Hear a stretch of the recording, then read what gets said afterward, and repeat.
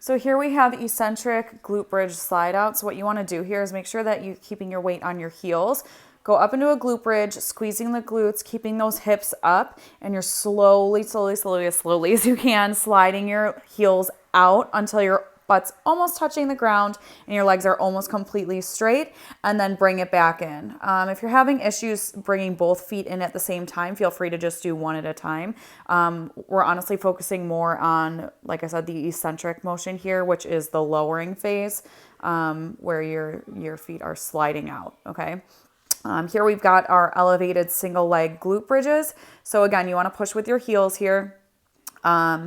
And you're just coming up, squeezing the glutes at the top and coming back down. So what I didn't record here is those pulses. So after you complete those full reps, what I want you to do is stay up at that top part of the movement and just do quick pulses there, okay? And then you'll switch to the other side. That's really all I've got for these. Yep, and then so that's where you would have done those pulses. I unfortunately didn't do them here, but yeah, and then you just go right back into the other side, pushing with the heel. You don't need to have something that quite as elevated as the bench that I'm using here. Anything will really do. Just, as long as the foot is somewhat elevated, then you'll be totally okay. What we've got coming up next here is invisible ball slam. So just pretend you have a ball and that you're slamming it to the ground. So you're raising up into the air, going up onto your toes and aggressively squatting down and throwing that pretend ball down. Here we've got the single leg deadlifts with a straight leg kickback. So here I've got my feet in that B stance where the back leg is still on the ground, but there's pretty much no weight in it at all. I'm hinging at the hips, coming back up, squeezing the glutes at the top, and then kicking that leg straight back. So we're working with in this clip, the right leg as we're doing the deadlift, and then the left leg as you're doing that kickback. Here we've got those froggy reverse hyperextensions with an isometric hold. So as I tried to show there, you want to make sure that your heels are together here.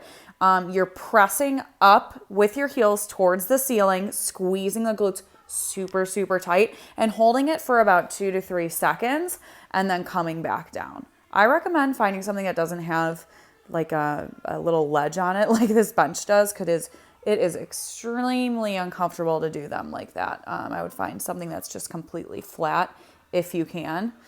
But yeah, you just want to make sure you're really squeezing at the top for these. And then here we've got just regular hyperextensions with an isometric hold. So again, I would not recommend using something with a little ledge. You want to make sure that you're kind of rounded here. You want to have that anterior pelvic tilt and squeezing the glutes as hard as you possibly can at the top. Holding it there for about 2 to 3 seconds and then coming back down. That's really all I've got for this one. I find it helps if I cross my arms for that too. This one is a double elevated hip thrust. So not only are your shoulders elevated on something, but your feet are elevated as well. So it increases the range of motion that you have. So you're coming down, coming all the way up, fully extending those hips, squeezing the glutes at the top. Just make sure, as always with hip thrusts, you want to be looking forward while you're doing these. Don't look up at the ceiling. It could possibly cause you to not have that neutral spine. And you don't want any curve in your spine while you're doing these. All right. And then what we've got coming up here is the side lying straight leg lifts. So you want to, you're working your inner thigh here. Lead with the heel when you're doing these and just push straight up towards the ceiling. You don't want to do these super quick. You want to have control over the motion. Kind of hold it at the top for just a second, split second maybe, and then come back down. I believe I missed the one, movement here, the single leg elevated, like the side planks, but I'll do a separate video for those, so don't even worry about it. Thanks, guys.